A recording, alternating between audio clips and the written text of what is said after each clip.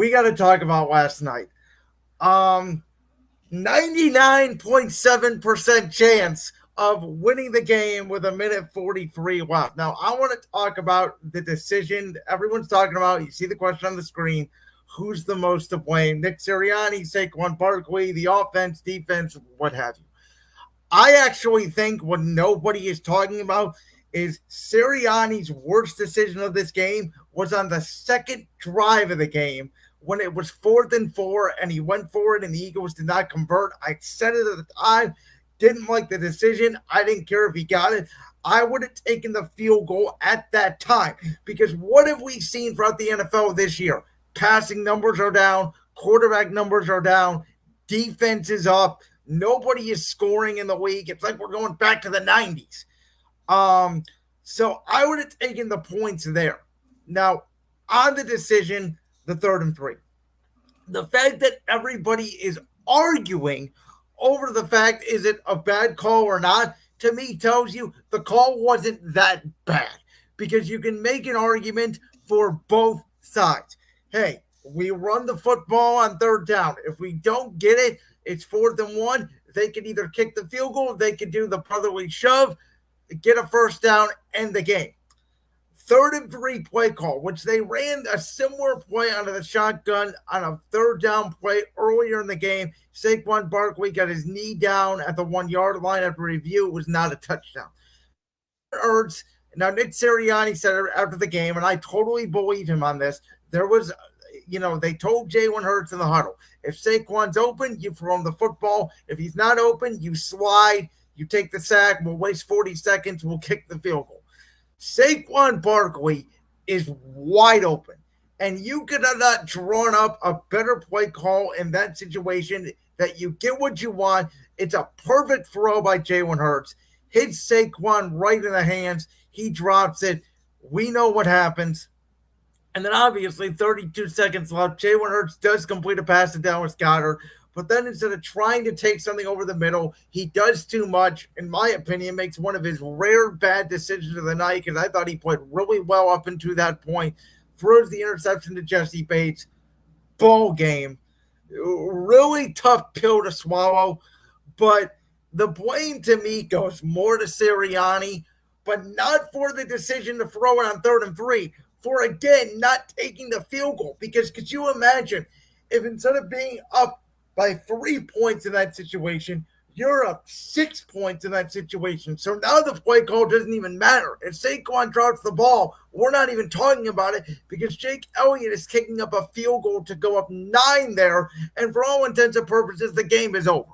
Yeah, 9, and I think 9 out of 10 times, Saquon Barkley makes that catch, gets the 1st down, and the game is probably over from there.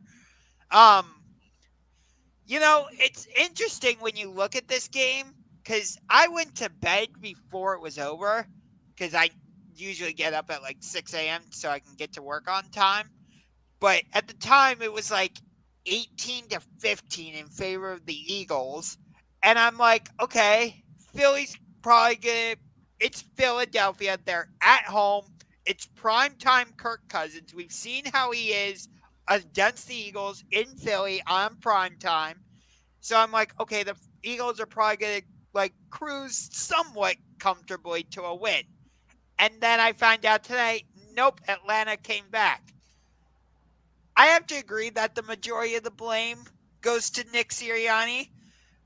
But I got to put some of the blame by the same token on Jalen Hurts for – I didn't think for what I saw of the game, yeah, he made the right play for the most part, but there were just a couple times where he would start rolling out of the pocket when he didn't need to. There was a couple, though. If you watch the tape back, Mekhi Becton got beat a couple of times on pass plays that kind of forced him to the pocket. He was actually very good in and out of the pocket last night. I thought his decision-making was good. And, the one thing I know people are saying, it's like last year, here we go again. I understand, and this team's going to have to get it corrected. The one difference to me is they didn't have A.J. Brown last night. That's definitely a huge loss. But completely changes the offense. Oh yeah, for sure. And so there's one thing. If they had AJ Brown last night, this game could look totally different. And for the life of me, the defense on the last drive, I I don't understand. I'm not even blaming the secondary because, as I told you, a lot of the guys back there are young. They made a couple bad plays. It was prevent defense, which never works in the NFL, yet everybody runs it. I am mostly concerned. I'm not even concerned about my offense. I am concerned about my defensive line that has been a steadfast for my team for the past decade. We cannot get a pass rush, and it doesn't matter who it's from. Now, Atlanta's offensive line is good. Green Bay's offensive line is good. We go against New Orleans, who's absolutely lit the world on fire these first 2 weeks. Well, we're going to find out how good they really are going up against this Philly pass rush that should be better because they have to be better because right now, Jalen Carter is the only one getting any sort of pressure. Yeah. I'm not saying Jalen Hurts played bad last night. That don't misinterpret it. I just thought there were a couple times where he rolled out when he didn't need to, and that might have messed up whatever the play called for in that on that particular. No, I agree. There were some times early, especially in the first half, I thought he was hesitant. But again, I go back to we have seen, and for whatever reason, the NFL this year, scoring is down, yards are down, passing touchdowns are down. I mean, Patrick Mahomes threw the least amount of yards he threw in an NFL game. We're going to get to him here in a minute. Threw the least amount of yards he's ever thrown in an NFL game this week with, I think, 175. That's been about the average. Last year at this time, through 2 weeks, we had 18 quarterbacks throw for 300 plus yards. This year, only 5. So I think it's a lot of cover 2 shell. I think it's a lot of dink and dunk. It's a lot of guys forcing teams to run the football, which again, Philadelphia did. And they had 2 drives last night that were over 8 minutes. They dominated time of possession. They just could not execute the one play call because if Saquon catches that, at the very least, it's a first down. He may even score on that play. He's that open. My question, though, is in that situation, why risk doing a pass like that? Why not just run the ball? And even if you don't get the first down, sure, you get it to maybe you get it to like 4th and 1. Well, you don't have to snap it right away. You can just either A, try to draw them offside, or B, it's a moving clock, so just bleed as much clock as you can. And again, I understand that, but I can also counter that by saying the play worked. The players did not execute. No, so I understand that why I'm wholeheartedly. Saying there's no wrong call here. Everybody's banging them for the call. The fact that we are debating and the fact that I think we're both right tells you could go 4 different scenarios with it. Right. I totally understand your argument. I just feel like the safer option would be to run it because who knows? Maybe if that play hadn't worked out as perfectly as it did, maybe one of the Falcons defenders comes up and intercepts it in that situation. So, well, again, what they said in the huddle, which I believe Sirianni on this, is if Saquon's not open, and just real quickly, if you go back and watch it, Jalen Hurts not looking this way because the play's obviously not designed, but Goddard as a blocker slips underneath. I think it's Judon. If Jalen Hurts is still in the pocket at that point, there's nobody covering Dallas Goddard. And that's also part of my issue with Jalen Hurts is sometimes I think he has a tendency to leave the pocket a little too early. I would say that, though. That play was designed for him to roll out of the pocket. Sure. Go immediately. It was a rollout. I'm just saying, it just happened. Goddard was wide open in the middle of the field as well. So no, I get what you're saying. I just think in general, not just specifically in this game, I think in general, Jalen Hurts has a tendency to want to leave the pocket. He does, and it's frustrating. But again, there were encouraging signs last night, and the fact that Jalen is running like 2022 Jalen Hurts, and the fact that they can run the football, and the fact that the offense has answers to the blitz. That is what I'm most encouraged by. Is they don't look completely overwhelmed by the blitz. I think if they just tighten up the fundamentals, it's any given Sunday or Monday or Thursday, as we just saw over the past week. That is true. So, all right, well, let's talk about the next game on our list, Burrow Mahomes, which I called it last Tuesday on Championship Rings. I said that, Cincinnati, everybody was down on Cincinnati. I said they were going to give Kansas City everything they could handle. And, Josh, I said it today on Brandon's World. Again, it goes back to taking points that Nick Sirianni did not do last night in the Philadelphia game.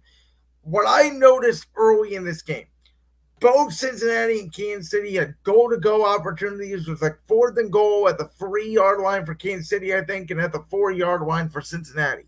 They both took field goals in the first quarter, which told you both coaches said, yeah, we're not going to stop these guys. We need every single point we can get. Yeah. You know my feelings about the Chiefs, and yeah, I'll admit the pass interference call was the right call at the end of the game. Yes, it was. I know there's some controversy about it. I'm going to continue to say the Chiefs are the darlings of the referees. But in this case, I think it was the right call. I'd have to go back and see the illegal contact that people are talking about as well. And by the way, the play before that, they got flagged and a legal hand to the face. I think it was on the left tackle. It could have been the right tackle. I think that was the other play that was kind of controversial in this game. I don't know. That was a legal hand to the face. That was the right call. I actually thought the officials did a great job with this game officiating for the most part. And ultimately, I kept saying it in the first half, Cincinnati again, settling for field goals instead of getting touchdowns. And you know what? I said it at the end of the first half. I said they're going to lose by a point. And I knew the Evan McPherson PAT on the one touchdown they scored. I think it was the second touchdown. I said that's going to cost them the game. And that was the difference of the game. It certainly was.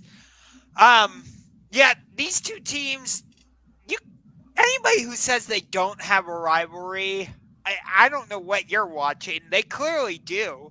I mean, every game they've ever played has been decided by a field goal or less. I think, if I'm not mistaken, that was Mahomes' first win against Burrow in the regular season. Correct? In the regular season, yes. He does have the AFC Championship game, which to me, that was a blatant call they missed on Cincinnati. They gave Kansas City 15 yards on the necessary roughness call that sent Kansas City to the Super Bowl, and they played Philly, and we know what happened in that game. The only thing I'll say that's concerning from a Cincinnati standpoint is this contract situation with Ja'Marr Chase. Because I did not think it was going to be an issue, and I think it's an issue. And I don't think Ja'Marr Chase is putting his heart into this team the way he should. And to be honest with you, I don't blame him. Yeah, I really don't blame him. Like, you know how valuable he is to this offense. Like, he's Joe Burrow's go-to guy.